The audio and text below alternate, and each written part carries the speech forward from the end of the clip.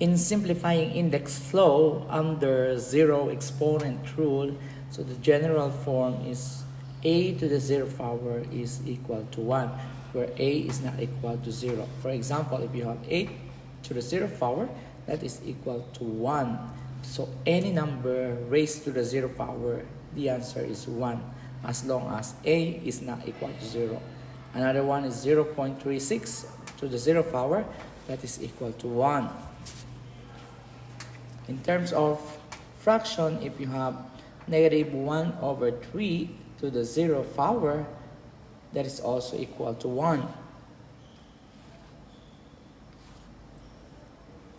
And last example, if you have negative 67 to the 0 power, that is also equal to 1.